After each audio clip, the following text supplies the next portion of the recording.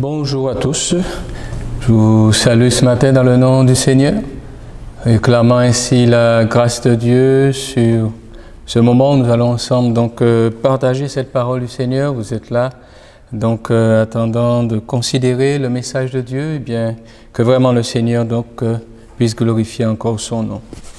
En ce jour, j'aimerais partager avec vous une pensée avec pour titre « Connaître qui je sers ». Connaître qui je sers, avoir une pleine connaissance, et je crois que c'est indispensable dans le temps dans lequel nous sommes de nous appliquer à savoir celui avec lequel nous nous sommes engagés de marcher. Nous savons un certain nombre de choses puisque nous le voyons agir, nous considérons un certain nombre de choses, mais nous avons besoin sans cesse de considérer l'importance de le connaître. Ça va vraiment solidifier notre foi. Quel que soit le moment par lequel nous pourrions passer, connaissant qui il est, bien nous saurons en nous-mêmes qu'il est capable d'intervenir, de nous secourir, de nous aider. En ce qui concerne Dieu, nous pourrions dire qu'il n'est pas à remettre en question. En ce qui concerne Dieu, nous pourrions dire que nous savons qu'il est fidèle et qu'il n'est point à remettre en question. Mais c'est souvent à nous, et j'ai souvent l'occasion de le dire, à des moments précis, que chacun doit considérer sa position par rapport à Dieu. Savoir connaître qui on sert, c'est important parce que la Bible nous donne un élément clair et que nous lirons donc dans Matthieu le chapitre 6 et le verset 24. Donc je lis directement pour vous, Matthieu 6, 24. Nul ne peut servir deux maîtres, car ou il haïra l'un et aimera l'autre, ou il s'attachera à l'un et méprisera l'autre. Vous ne pouvez servir Dieu et Mammon. Très clairement, la parole nous dit qu'en fait, il y a deux maîtres. Donc ça veut dire que nous avons besoin de savoir lequel nous servons. Si je pose la question à un certain nombre de personnes, c'est clair qu'on me dira, mais je sers Dieu. La Bible nous dit autre part qu'on reconnaît un arbre à ses fruits. Donc il ne s'agit pas de dire que je sers Dieu, mais j'ai besoin de considérer quels sont les fruits que je porte. Et à partir des fruits que je porte, quelle est la position que j'ai, cela tout naturellement mettra en évidence celui que je sers. Et Dieu est affirmatif dans sa parole. Il est impossible de porter des fruits différents pour un même arbre. Chaque arbre est destiné à porter un fruit. Ceux qui sont attachés à Dieu, ils ont tel type de fruits, et ceux qui ne sont pas attachés à Dieu, ils auront tel type de fruits qui leur seront propres. Au milieu de ces deux maîtres qui existent, qui sont bel et bien réels, au milieu de ça, bien sûr, il y a moi. Et comme je viens de le dire, j'ai besoin de me positionner. Pourquoi? Parce qu'en fait, il y a une question d'influence. Il y a des influences qui s'exercent, de bonnes influences, comme il y a aussi de mauvaises influences. Et l'homme a besoin de se construire. L'homme a besoin de conduire ses pas.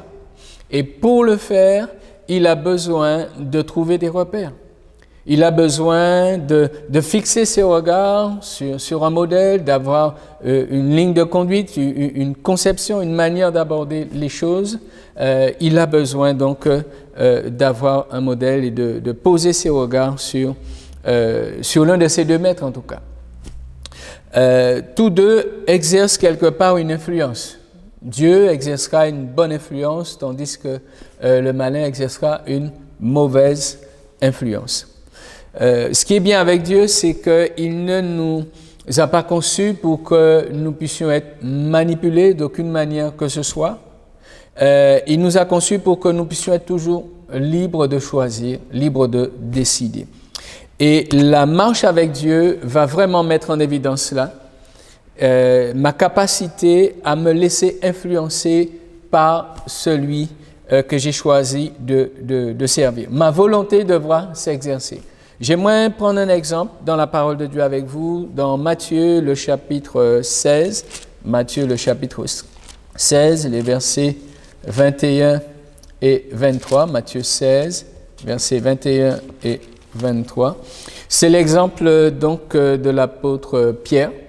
l'apôtre Pierre, qui à un moment donné va être sous influence.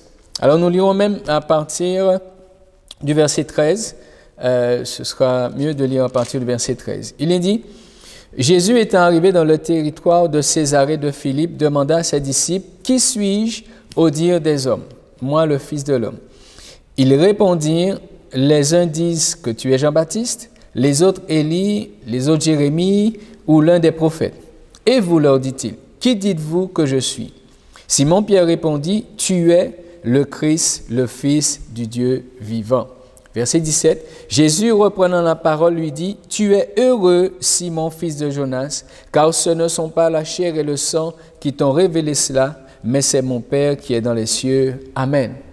Et là, c'est extraordinaire, c'est merveilleux, c'est glorieux. L'apôtre Pierre, à ce moment-là, cet homme est influencé par Dieu. D'ailleurs, Jésus le dit clairement, celui qui t'a donné cette réponse, qui t'a permis de donner cette réponse, qui a vraiment mis dans ton cœur cette réponse-là, c'est Dieu. Ce ne sont pas la chair et le sang qui t'ont révélé cela, mais c'est mon Père qui est dans les cieux. La révélation de Dieu est là pour nous influencer. La révélation de Dieu est là pour nous emmener dans la vérité. Et Pierre, à ce moment-là, s'est laissé imprégner de la pensée de Dieu. Lorsqu'il est question d'être rempli du Saint-Esprit, il est question d'être imprégné de la pensée de Dieu. Il y a bien sûr cette influence extérieure où Dieu emmène sa parole, Dieu nous emmène à comprendre les choses, et il y a le fait aussi de laisser ces choses nous imprégner. Et naturellement, je dirais, ça a coulé naturellement. Pierre donc a pu répondre avec vérité que tu es le Christ, le Fils du Dieu vivant. Et ça pourrait s'arrêter ainsi et de dire gloire à Dieu. Sauf que, comme je vous ai dit et la Bible nous l'a dit, il y a deux maîtres. Et il y a quelqu'un d'autre qui, à côté de cela, désire prendre part dans la vie de l'homme. Et c'est pourquoi que chaque être humain a besoin d'être conscient de cela. Dieu existe, oui, mais il y a aussi ces influences qui sont à côté et qui sont négatives, qui sont mauvaises. C'est pourquoi nous devons être attentifs à ce qui nous inspire, à ce qui nous influence. Un peu plus loin, le même Pierre, il nous est dit au verset 21, « Dès lors, Jésus commença à faire connaître à ses disciples qu'il fallait qu'il aille à Jérusalem, qu'il souffre beaucoup de la part des anciens, des principaux sacrificateurs et des scribes, qu'il soit mis à mort et qu'il ressuscite le troisième jour. » Pierre, l'ayant pris à part, se mit à le reprendre et dit, « À Dieu ne plaise, Seigneur, cela ne t'arrivera pas. » Mais Jésus, se retournant, dit à Pierre, « Arrière de moi, Satan, tu mets en scandale, car tes pensées ne sont pas les pensées de Dieu, mais celles des hommes. » Le même Pierre, qui tout à l'heure était sous une influence extraordinaire, ça fait un peu comme, il y a des moments où les gens peuvent être dans la présence de Dieu. Passer un très très bon moment dans la présence de Dieu. Être content, se réjouir. Et à peine sorti de ces moments-là, voilà que quelque chose autour d'eux vient comme les bousculer dans ce bon moment qui viennent de passer. Et on se pose la question, mais où est l'impact de ce qu'ils viennent de vivre là? Puisque en un instant, le comportement change. En un instant, l'attitude change. Et là, c'est vraiment ce qui s'est passé pour Pierre. Mais qu'est-ce qui a fait que? Pourquoi est-ce qu'il y a cette variation?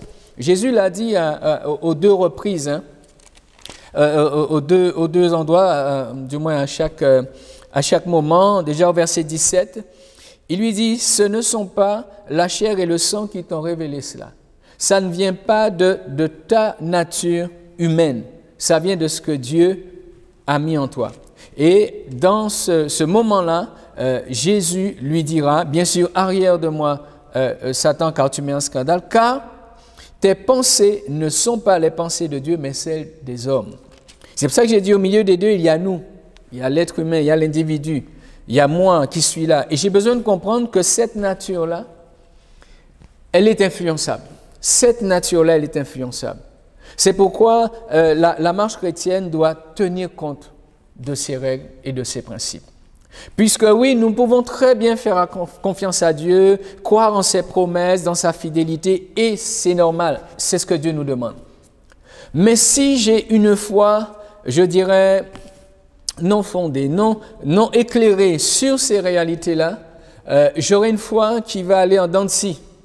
Parce que tantôt, je serai très sensible à Dieu, donc je serai en haut.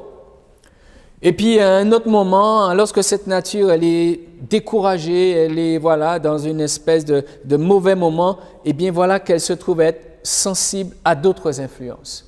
C'est pas que Dieu change, mais cette nature-là, j'ai besoin de comprendre qu'elle est influençable. Et c'est pour ça que je veux encourager cette jeunesse, je veux encourager les ados, je veux encourager les enfants et les parents à être très, très conscients de l'influence qu'il y a aujourd'hui sur les enfants. Un homme, un individu a besoin de se construire et pour se construire, il a besoin de trouver ses repères, je le disais au début.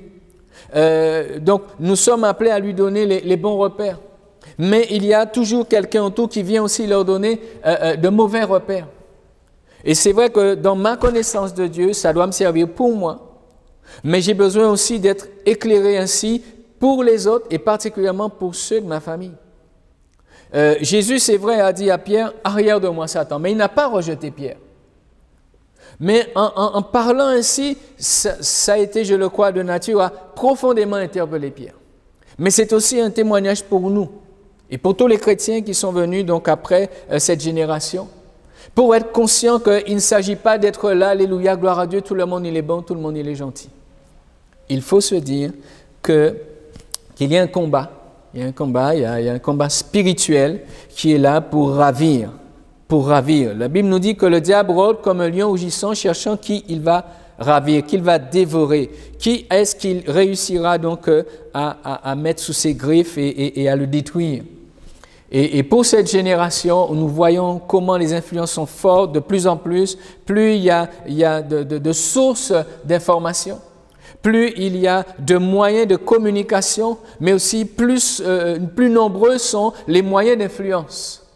C'est vrai que nous essayons d'utiliser les moyens comme aujourd'hui, ce moyen pour que le message de l'Évangile soit propagé à tous ceux qui ne peuvent pas à un moment donné être dans une église, qui ne peuvent pas se déplacer ou voilà, il y a des circonstances, c'est utilisé.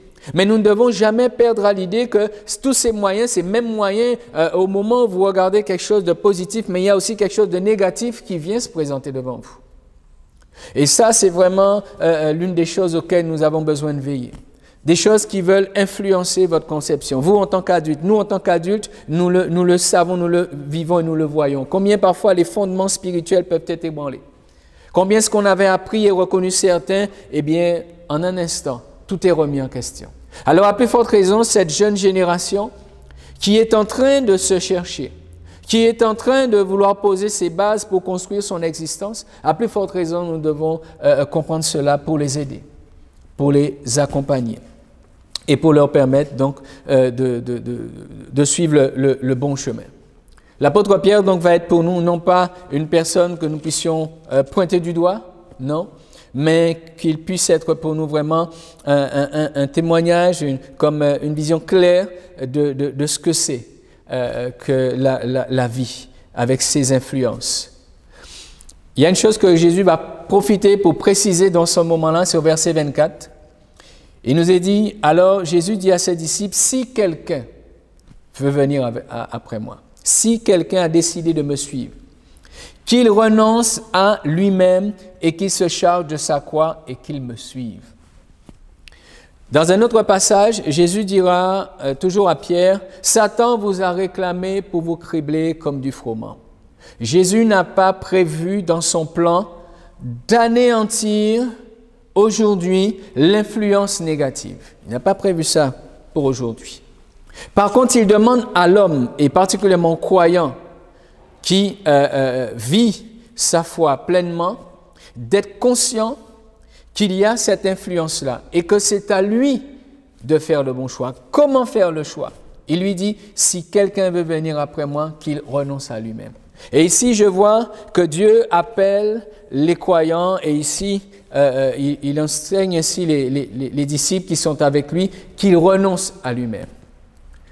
Je vois ici une position tranchée. Vous savez, des fois on dit il faut de l'équilibre et c'est normal. La vie doit être faite avec un certain équilibre. Mais il y a des domaines où on ne peut pas être mi-figue, mi-raisin, moitié-moitié. C'est un danger, ça c'est une position de danger. On ne peut pas être un peu là et un peu là. Nul ne peut servir 2 maîtres à la fois. C'est impossible. Dieu, lui, en tout cas, de son côté, ne l'accepte pas. Donc, ce qui fait que nous avons besoin aujourd'hui de savoir, est-ce que dans le fait d'avoir choisi de marcher avec le Seigneur, nous avons une position tranchée. Et c'était ça la faille de l'apôtre Pierre. Il n'avait pas renoncé à lui-même au milieu de ça, de ces 2 maîtres. Il n'avait pas renoncé à lui-même. Il lui fallait donc comprendre au travers de cela. Et Dieu, lorsqu'il fait quelque chose, c'est vraiment pas pour nous faire du mal. C'est vraiment pas pour nous rejeter ou nous dire « Ah non, tu n'es pas dans le coup ». Non, pas du tout. Il nous faut apprendre à accepter que le Seigneur nous parle d'une manière claire. Mais que nous comprenions ses intentions.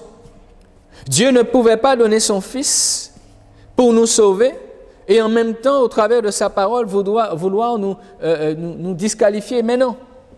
Mais c'est vraiment un éclairage sur ce que doit être notre positionnement en tant que chrétien. Une position tranchée. Une position tranchée, ce n'est pas une position dure, ce n'est pas une position méchante, ce n'est pas être carré. Non, ce n'est pas ça. C'est savoir être ferme sur le fait que j'ai choisi de marcher avec Dieu. Donc, je vais m'appliquer à veiller à ce que mes fruits, mon comportement, mes choix, mon langage, ma façon de penser puissent s'accorder jour après jour de plus en plus avec le Seigneur. Et quand l'influence viendrait, vu que j'ai fait mon choix, je n'accepterai aucune source d'influence autre que Dieu lui-même. Et c'est pourquoi ça nous ramène vraiment à la parole de Dieu, toujours. La parole de Dieu. L'application que j'ai à être dans la parole, pour connaître les voies de Dieu et demeurer ferme dans les voies de Dieu. Dans Actes, le chapitre 4, nous voyons le témoignage après le départ de Jésus, les apôtres qui, après avoir passé ce temps dans la chambre haute, avoir été donc visité par le Saint-Esprit, la promesse de Dieu s'est accomplie. Pierre s'est levé, il a annoncé le message. Cet homme maintenant avait pris position, une position ferme, une position tranchée, et il s'est levé pour expliquer. Ensuite, s'en est suivi donc ce miracle à la porte du temple, cet homme qui était donc paralytique, boiteux de naissance, cet homme donc qui était assis là à la porte du temple a expérimenté par la puissance du Seigneur la guérison. À partir de là, une persécution s'est mise en place. À partir du chapitre 4, nous pouvons considérer des réactions. Et il a fallu vraiment pour ces hommes qui marchaient avec le Seigneur, qui ont décidé de marcher avec Dieu comme nous aujourd'hui, de bien se positionner par rapport à cette persécution, par rapport à cette influence qui voulait les empêcher de parler. D'ailleurs, l'apôtre Pierre, qui justement avait pris position, dira donc au verset 19 de Acte 4 à ceux qui étaient venus donc s'opposer à eux, Pierre et Jean leur répondirent « Jugez s'il est juste devant Dieu de vous obéir plutôt qu'à Dieu. Car nous ne pouvons pas ne pas parler de ce que nous avons vu et entendu. » C'était clair dans leur esprit. Pour eux, rien ne devait les empêcher d'être les serviteurs de Dieu. Pour eux, rien ne devait les empêcher d'accomplir la volonté de Dieu. Bien-aimés, c'est très important. Vous qui nous écoutez au travers de ce moyen, c'est très important de considérer le choix ferme de servir Dieu. Et cela a besoin de se faire d'une manière profonde, d'une manière personnelle. Ce n'est pas un courant qui doit nous emmener, mais c'est vraiment une décision, une position personnelle. Parce que nous sommes tous confrontés à des moments de notre vie, mais aussi les générations qui passent et qui sont passées ont connu des moments de grandes difficultés, mais qui concernaient l'ensemble de l'Église. Donc, que ce soit d'une manière personnelle ou que ce soit d'une manière collective, il y a toujours des moments où les influences sont très particulières et très fortes et ont tendance à vouloir déstabiliser, à vouloir arracher le croyant de ses fondements, de ses bases. Et ça, je crois que si quelqu'un devait savoir, mais Seigneur, dans ce que je vis aujourd'hui, qu'est-ce que tu veux que je fasse? Qu'est-ce qui se passe? Au-delà de savoir ce qui se passe réellement et là où ça va nous emmener, j'ai besoin de considérer, est-ce que ma position, elle est ferme en Jésus-Christ? Et si elle est ferme en Jésus-Christ, eh bien, les vents viendront. La tempête soufflera. Les persécutions seront là, mais je resterai inébranlable. Pourquoi? Parce qu'à ce moment-là, je n'ai pas à aller chercher mes fondements. À ce moment-là, je n'ai pas à aller chercher un secours. À ce moment-là, je n'ai pas à aller chercher un endroit où quelqu'un qui m'emmènera une parole. Non, non. Je serai ferme dans ma position en Dieu. À partir du moment où je sais que je suis en Dieu, je reste tranquille.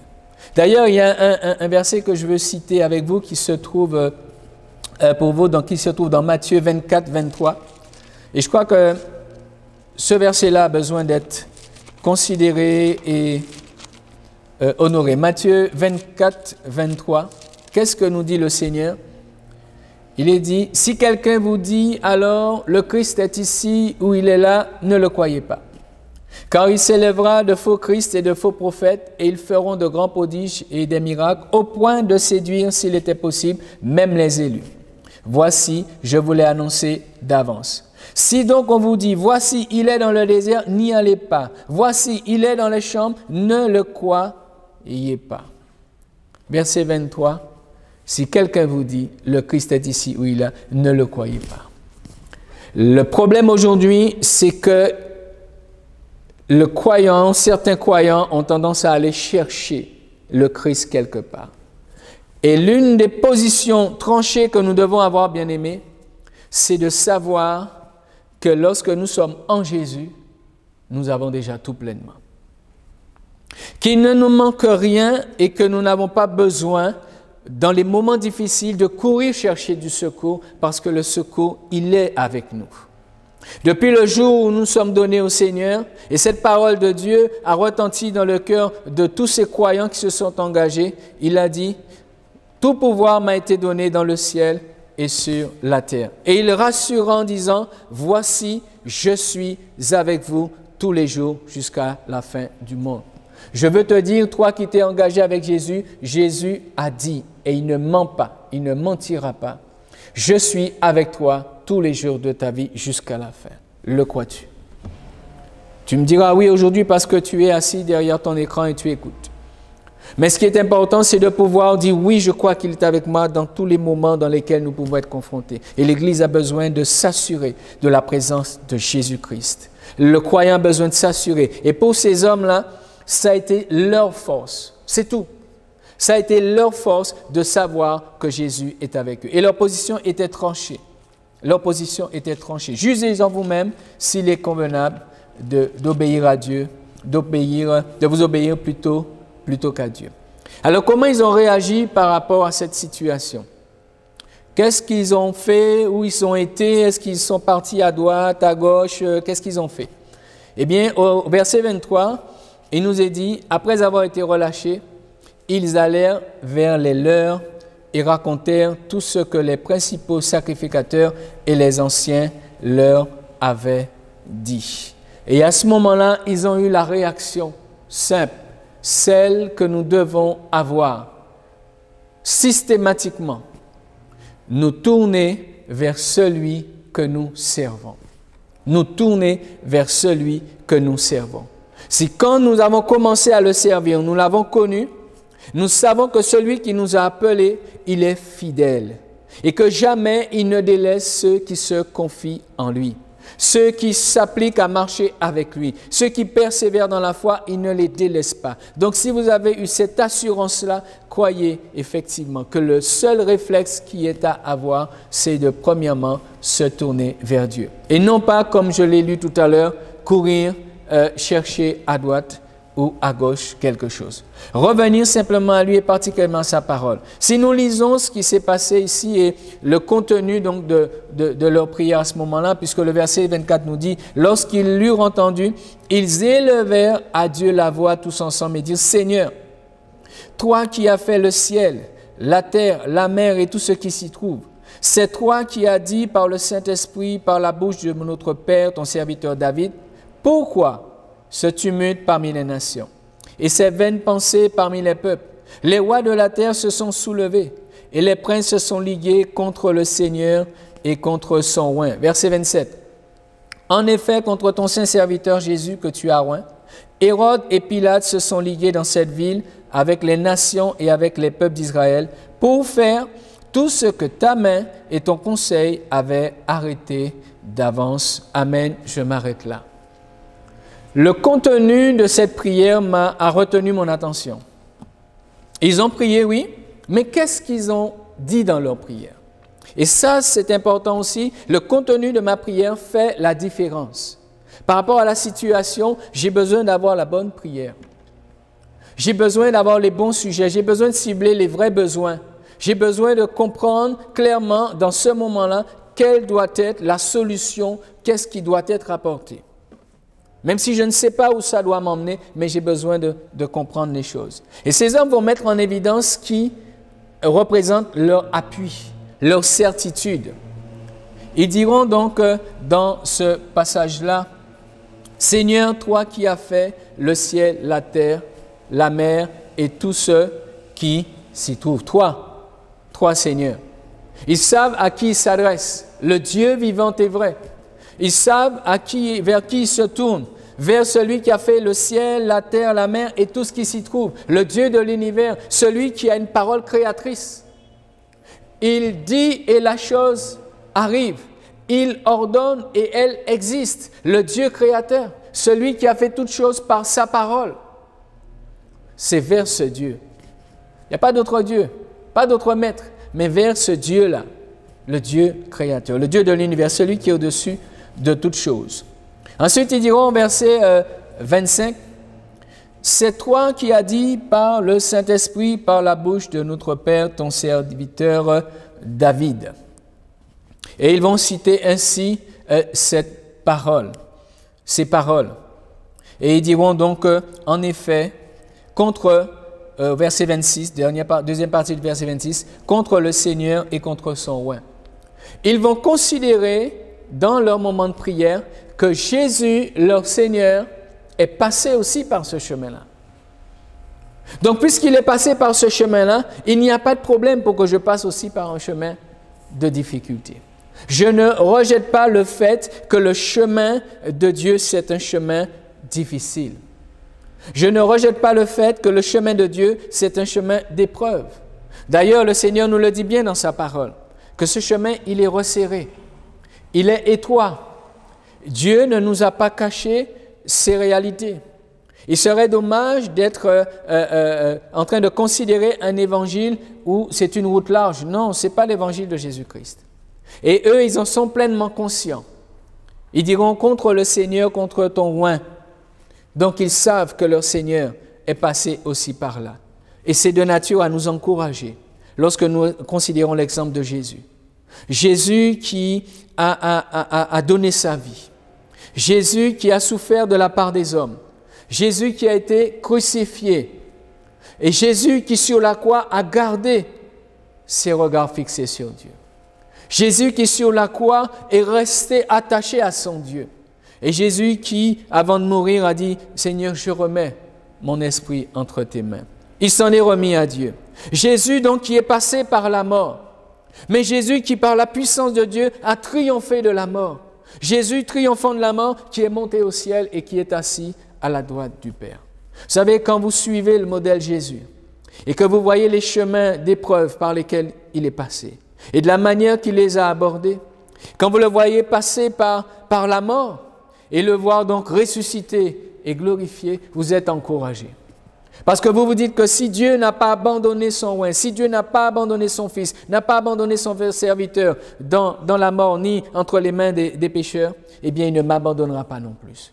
Et je t'invite à considérer que Dieu ne t'abandonnera pas non plus, parce qu'il n'a pas abandonné Jésus-Christ.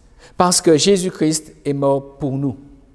Jésus-Christ est mort pour que nous puissions vivre, donc il ne t'abandonnera pas, il ne m'abandonnera pas, il ne nous abandonnera pas, nous qui croyons et nous qui l'avons choisi, qui avons choisi de le suivre et de le servir. Ce même passage mettra en évidence au verset 27, « En effet, contre ton saint serviteur Jésus que tu as oint, Hérode et Pilate se sont ligués dans cette ville avec les nations et avec les peuples pour faire tout ce que ta main et ton conseil avaient arrêté d'avance. » Au verset 27, Hérode et Pilate, le combat spirituel. Nous devons réaliser pleinement que même si aujourd'hui vous avez des gens qui peuvent être dans de bonnes dispositions, comme nous l'avons vu pour Pierre, en un instant, ces mêmes personnes peuvent changer avec vous. En un instant, ces mêmes personnes peuvent ne plus avoir les mêmes considérations pour vous, et quelles que soient ces personnes. Hérode et Pierre marchaient avec Jésus de manière très proche. Dormaient ensemble, faisaient tout ensemble, ils travaillaient, servaient le Seigneur ensemble, ils étaient vraiment régulièrement et d'une manière permanente ensemble. Et malgré cela, Pierre est devenu un opposant. Ne vous étonnez pas que des gens qui sont autour de vous puissent à un moment donné devenir des opposants. Ne soyez pas étonnés, parce qu'il existe le combat spirituel. Il existe l'influence qu'il y a sur la vie des gens pour les pousser. Et la Bible nous dit donc ici, Hérode et Pilate, qui pourtant n'étaient pas, semble-t-il, de bons amis, mais qui, dans ce cas de figure, se sont mis d'accord contre le oint. Donc ne vous étonnez pas, ne nous étonnons pas qu'il y ait des moments où on se sente oppressé, on se sente vraiment mis de côté, à part et même quelque part persécuté. Et ce qui doit nous encourager, c'est le verset 28 et nous dire, mais pour faire tout ce que ta main et ton conseil avaient arrêté d'avance. Dieu est au contrôle. Dieu est au contrôle. Il ne permettra pas que nous soyons éprouvés au-delà d'eux. C'est lui qui permet ou ne permet pas dans la vie des croyants. Tout ce que ta main et ton conseil avaient arrêté d'avance. Ça doit être de nature à nous encourager. Dieu est au contrôle, il tient toutes choses entre ses mains. Donc même si les gens voulaient faire tout un tas de choses, mais Dieu nous garde sa fidélité. Je vais relever avec vous très rapidement un passage dans le livre des Corinthiens, dans 2 Corinthiens, le chapitre 4, où il nous est dit, nous portons, c'est l'apôtre Paul qui parle ici, nous portons ce trésor dans des vases de terre afin que cette grande puissance soit attribuée à Dieu et non pas à nous. Paul met en évidence la fragilité du croyant, mais la valeur que Dieu a mis en lui, qui lui donne à son tour de la valeur. Il est dit au verset 8, « Nous sommes pressés de toute manière, mais non réduits à l'extrémité. Dans la détresse, mais non dans le désespoir. Persécutés, mais non abandonnés. Abattus, mais non perdus. » Montrant bien que, oui, il y a des difficultés, il y a des persécutions, il y a vraiment des problèmes qui viennent dans la vie du croyant. Toutefois, le croyant n'est pas perdu. Toutefois, le croyant n'a pas tout perdu, puisque ce passage nous le dit bien, nous sommes pressés, et ça peut paraître déjà dur d'être pressé. Mais il dit non réduit à l'extrémité.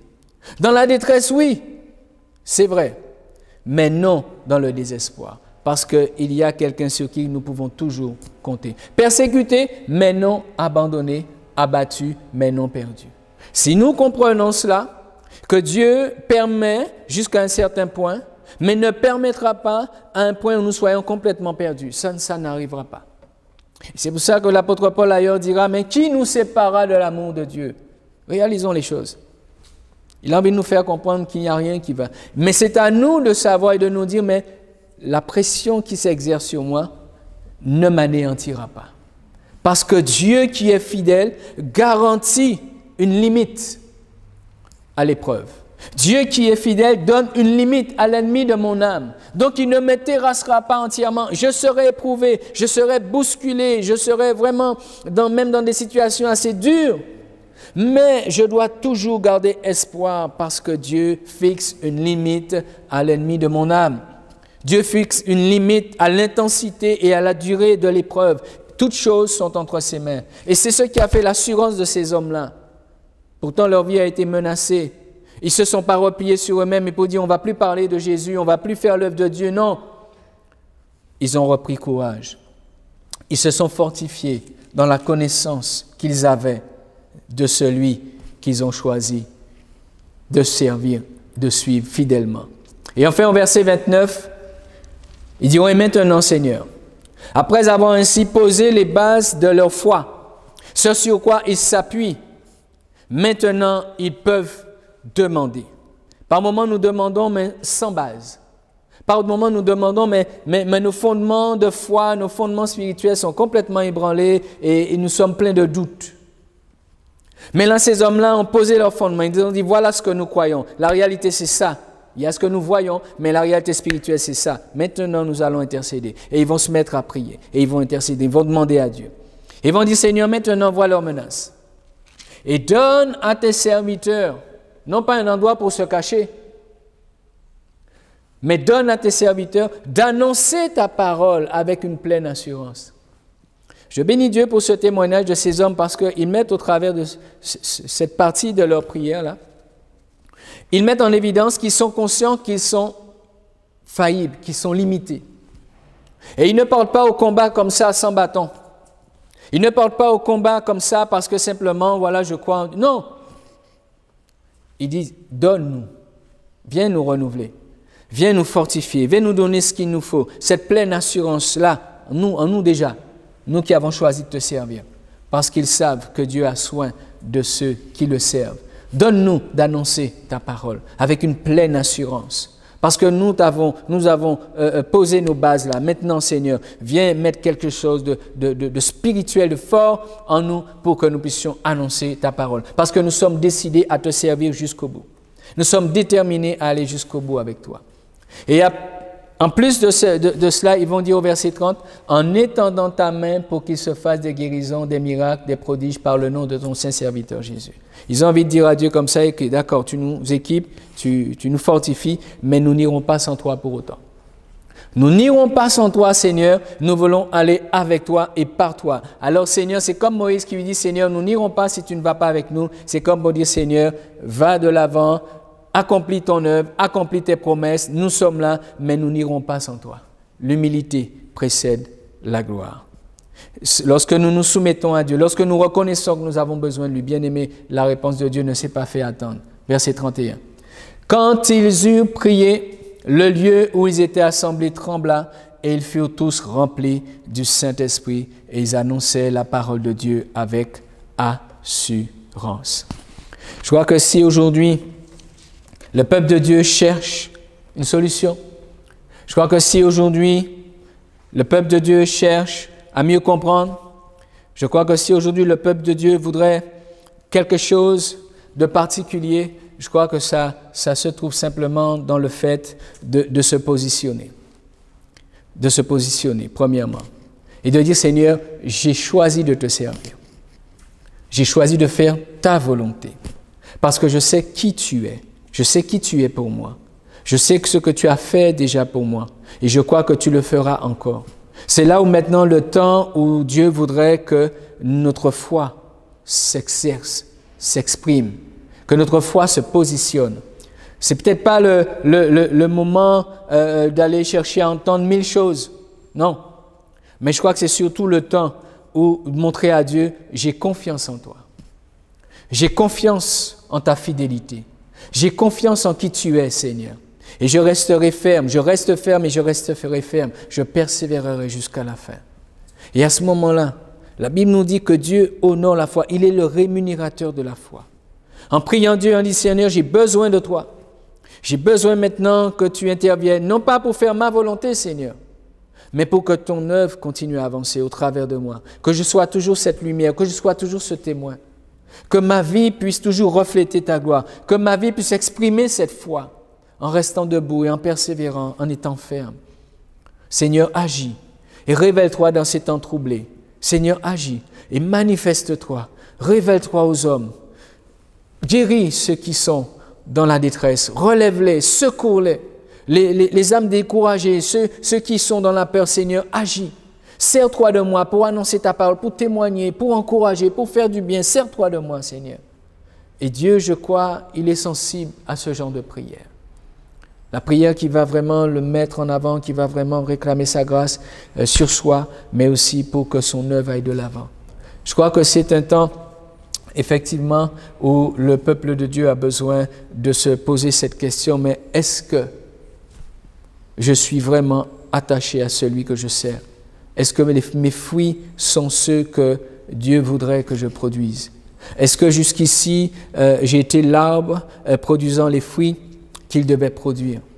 Eh bien, nous avons besoin de faire ce point-là peut-être pour certains, ou sinon pour plusieurs, je ne sais. Et en fonction de qui je sers, parce qu'au début nous l'avons dit, nul ne peut servir deux maîtres, donc c'est qu'il existe ces deux maîtres. Et nous savons qu'en fonction de qui je sers, la finalité, elle est définie d'avance. La finalité, elle est définie d'avance. Celui qui sert Dieu, il doit s'attendre à la gloire de Dieu. Et celui qui sert le malin, il doit s'attendre à le rejoindre, là où lui-même sera, et passera son éternité dans le regret et dans la souffrance. Donc c'est maintenant qu'il faut choisir. C'est aujourd'hui qu'il faut se décider. Et il n'est jamais trop tard avec Dieu. Tant qu'il y a encore possibilité de dire aujourd'hui, il y a encore cet espoir en Dieu. Je voudrais encourager plusieurs à saisir cet espoir qui demeure encore, cette grâce qui est là, cette porte ouverte qui est là, afin que tous ceux qui le veulent, tous ceux qui reconnaissent que là où ils sont, là où ils marchent, c'est pas encore ça. J'ai pas la paix, j'ai pas la joie, j'ai pas de solution, je suis dans l'inquiétude, dans l'angoisse. Moi, je vous invite aujourd'hui à choisir le bon maître, le bon berger, Jésus-Christ, à choisir de servir Dieu. Et si vous décidez de le choisir, alors positionnez-vous fermement. Attachez-vous à sa parole. Demandez-lui de vous aider, de vous éclairer. Et vous qui avez déjà pris cette décision, eh bien, n'allez pas chercher ailleurs. N'allez pas chercher au loin. Mais cherchez là dans votre chambre. Le Seigneur, il a dit, va dans le lieu secret, dans l'endroit où vous pouvez vous tenir à l'écart. Il dit, il est là, je suis avec toi. Jusqu'à la fin, je suis avec toi, je suis juste là. Le Seigneur nous le dit dans sa parole et nous invite à le croire simplement et à faire cet acte de foi, à vraiment nous livrer entre ses mains. Et s'il nous fallait renoncer à nous-mêmes, parce que peut-être cette nature nous a mis en porte-à-faux, nous a mis en déséquilibre, eh bien là encore le Seigneur est fidèle. Le Seigneur ne rejette pas. Il n'a pas rejeté Pierre puisque par la suite, Pierre a servi Dieu de tout son cœur. Donc le Seigneur ne nous rejette pas comme ça. Mais c'est à nous de savoir, est-ce que nous l'avons réellement adopté et est-ce que nous nous laissons influencer par lui? Que chacun puisse vraiment se positionner aujourd'hui pendant qu'il en est encore temps. Seigneur, je veux rendre grâce et gloire à ton nom. Et je veux te bénir pour ta parole qui est la vérité. Ta parole, elle est celle qui nous éclaire. Elle est celle qui nous montre le chemin. Et je te prie au nom de Jésus, que ceux et celles qui ont entendu ta parole ce matin, en cet instant, qu'ils puissent, Seigneur éternel, rentrer en eux-mêmes, aidés par le Saint-Esprit, afin qu'une pleine conviction soit déposée en eux. Conviction, bien sûr, de péché, de justice et du jugement.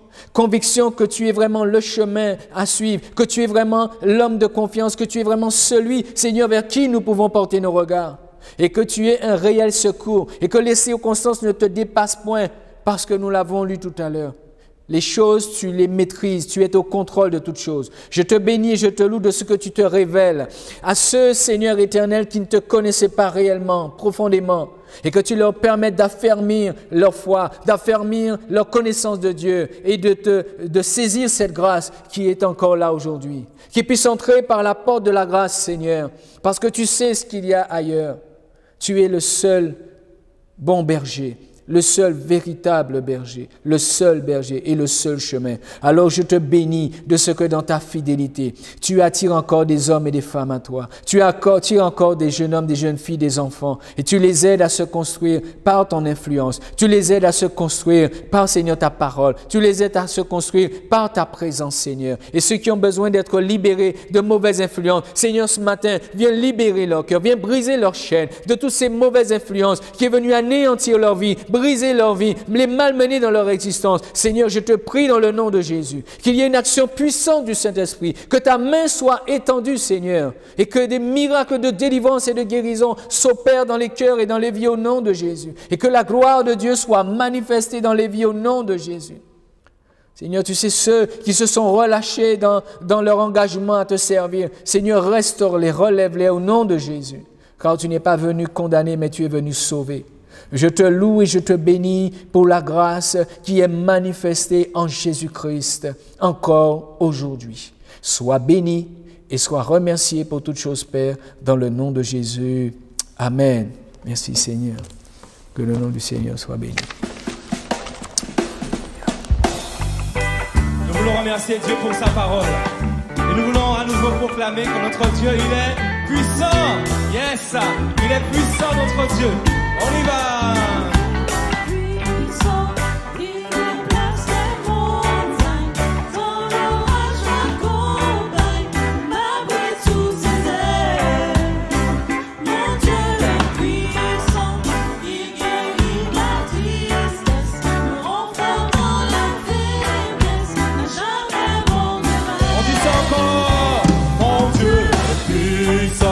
Il déplace les montagnes, dans l'orage m'accompagne, m'abrite sous ses ailes. Mon Dieu est puissant, il guérit ma tristesse, me renforce dans la faiblesse, à jamais m'endurer. Mon Dieu est puissant, puissant, puissant. Mon Dieu est puissant, seul sauveur de ce monde, auteur de mon salut, le Dieu qui guérit. Mon Dieu est puissant, oui je suis pardonné, par sa grâce je suis sauvé, que son nom soit loué. Mon Dieu est puissant.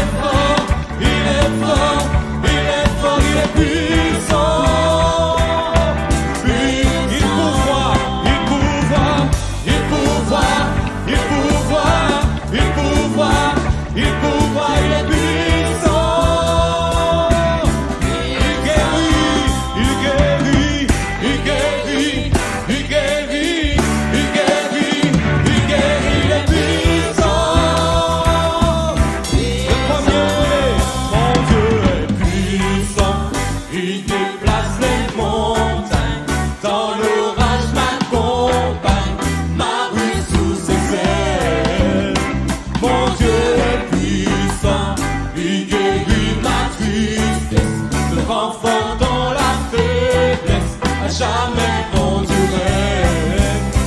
Mon Dieu est puissant, puissant, puissant. Le deuxième, mon Dieu est puissant, ce sauveur de ce monde, auteur de mon salut, le Dieu qui guérit. Mon Dieu est puissant, oui je suis pardonné, par sa grâce je suis sauvé, que son nom soit loué.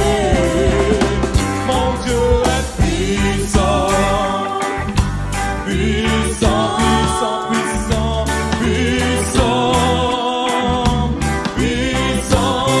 Il est fort, il est fort, il est fort.